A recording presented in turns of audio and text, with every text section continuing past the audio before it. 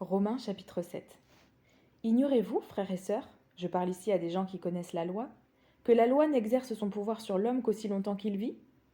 Ainsi, une femme mariée est liée par la loi à son mari tant qu'il est vivant. Mais si son mari meurt, elle est dégagée de la loi qui l'a liée à lui. Si donc elle devient la femme d'un autre homme du vivant de son mari, elle sera considérée comme adultère. Mais si son mari meurt, elle est libérée de cette loi, de sorte qu'elle n'est pas adultère en devenant la femme d'un autre.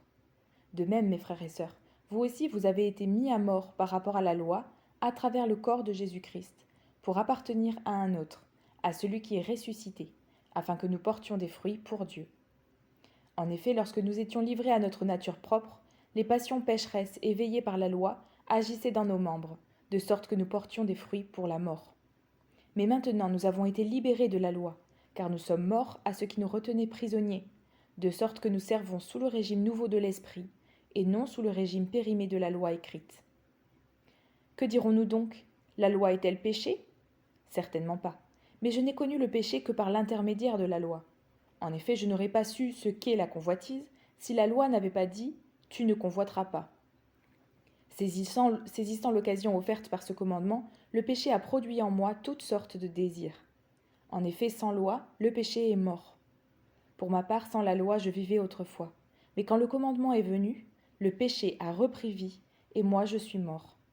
Il s'est trouvé que le commandement qui devait conduire à la vie m'a conduit à la mort. En effet, le péché, saisissant l'occasion offerte par le commandement, m'a trompé, et par lui m'a donné la mort. Ainsi donc la loi est sainte, et le commandement est saint, juste et bon. Ce qui est bon est-il donc devenu synonyme de mort pour moi? Certainement pas. Au contraire, c'est la faute du péché. Il s'est manifesté comme péché en me donnant la mort par ce qui est bon, et ainsi, par l'intermédiaire du commandement, il montre son caractère extrêmement mauvais. Nous savons en effet que la loi est spirituelle, mais moi je suis marqué par ma nature, vendue au péché. Je ne comprends pas ce que je fais. Je ne fais pas ce que je veux, et je fais ce que je déteste. Or, si je fais ce que je ne veux pas, je reconnais par là que la loi est bonne. En réalité, ce n'est plus moi qui agis ainsi, mais le péché qui habite en moi. En effet, je sais que le bien n'habite pas en moi, c'est-à-dire dans ma nature propre. J'ai la volonté de faire le bien, mais je ne parviens pas à l'accomplir. En effet, je ne fais pas le bien que je veux, mais je fais au contraire le mal que je ne veux pas. Or, si je fais ce que je ne veux pas, ce n'est plus moi qui le fais, mais le péché qui habite en moi. Je découvre donc cette loi. Alors que je veux faire le bien, c'est le mal qui est à ma portée. En effet, je prends plaisir à la loi de Dieu dans mon être intérieur, mais je constate qu'il y a dans mes membres une autre loi. Elle lutte contre la loi de mon intelligence et me rend prisonnier de la loi du péché qui est dans mes membres.